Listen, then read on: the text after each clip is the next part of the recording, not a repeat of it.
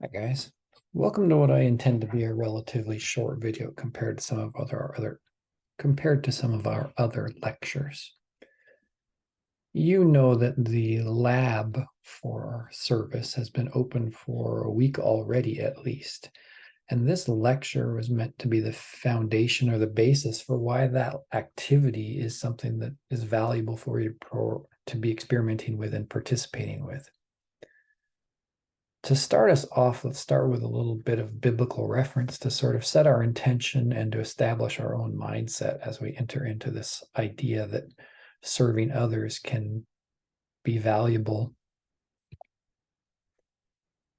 First, we're going to look at John 3:30, which reads, "He must become greater, I must become less."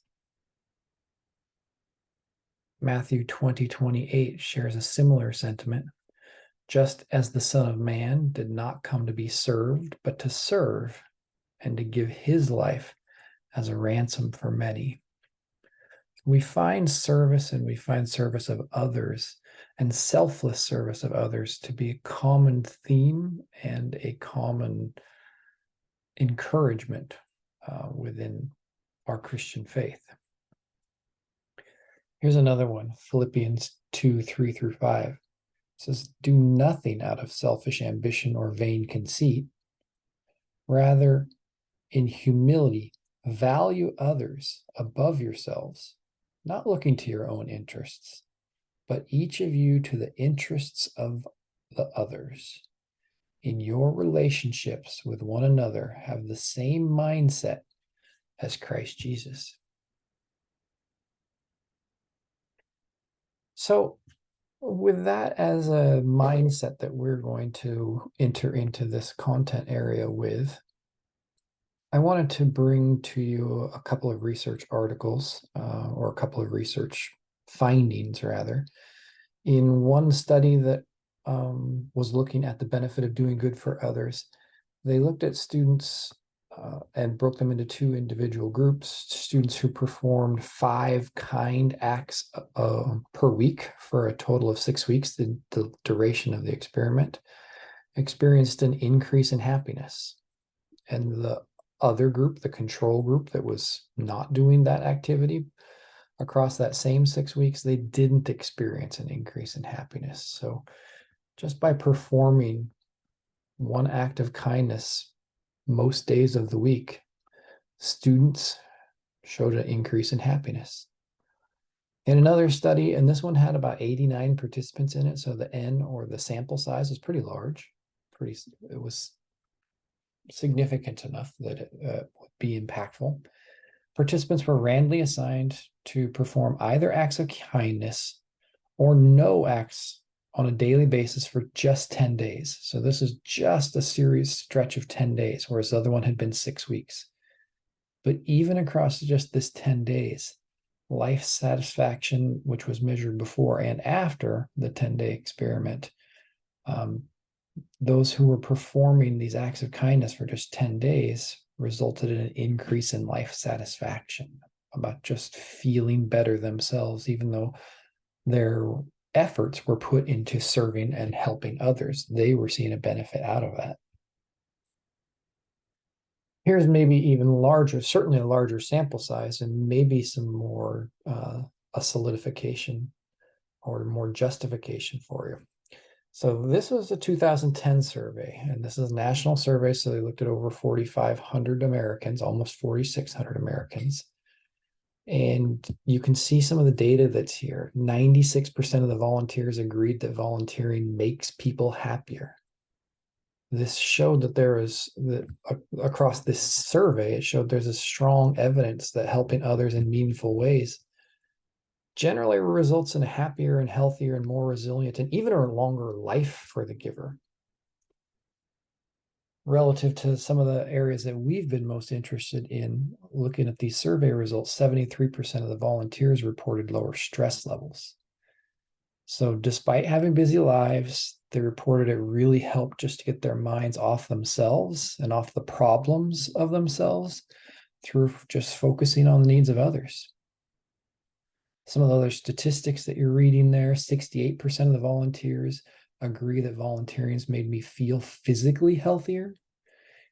89% says it's improved my sense of well-being. 77% of the respondents said that it improves their emotional health. 78% that it helps with recovery from loss and from disappointment. So it's kind of amazing that just by helping others, this survey found that respondents had less trouble with sleeping, that they had less anxiety, that they felt less hopelessness and helplessness. They improved their social networks. They improved their personal sense of control over chronic conditions. They improved and bolstered their friendships. I think when we are looking at options for what are good opportunities for stress reduction, serving other people should not in any way be overlooked. And serving can take all kinds of forms. It can be larger in scale, it can be smaller in scale. We'll talk about that a little bit more as well. For further biblical justifications, 1 Corinthians 10:24 says, no one should seek their own good, but the good of others. And Galatians 5:13 says, through love, serve one another. Lastly, here, Matthew 22:35-39 says, then one of them, a lawyer, asked a question, testing him and saying, teacher, which is the great commandment in the law? And Jesus said to him, you shall love the Lord your God with all your heart, with all your soul, with all your mind. This is the first and great commandment. And the second is like it. You shall love your neighbor as yourself. So what I'm going to ask us to do as part of our accountability, but also as part of our brainstorming and as our collaboration to sort of expand our own ideas of what it can mean to be serving others, you'll see within your notes, within your PDF, opportunity to follow a link here. So it's going to take you to a Padlet site or a Padlet. And I'm going to ask you to follow this link and share at least 6 different things that you think are realistic that you could be engaging in to serve others. That should further say that you should also be then reading over suggestions that you see from other classmates and finding at least 2 unique ones, 2 that are different from some of the ones that you came up with that you're going to star or love or recognize that you appreciate, that really seem like I really could do that. That really is something that I have the resources, ability, time. I understand how to be able to engage and serve other people in that kind of way. So hopefully, as we aggregate all of these, we'll probably be over, well, what are we, 30 some people in class and 6 suggestions each. So we'll be approaching 200 ideas potentially. We'll just get a lot of different variation in what service can mean. As I follow this link, it takes you to a tablet, or the Padlet here rather, that's titled Serving Others. And it just says that you are asked to creatively identify ways that you can realistically serve others. So think of things that are actually within your ability right now.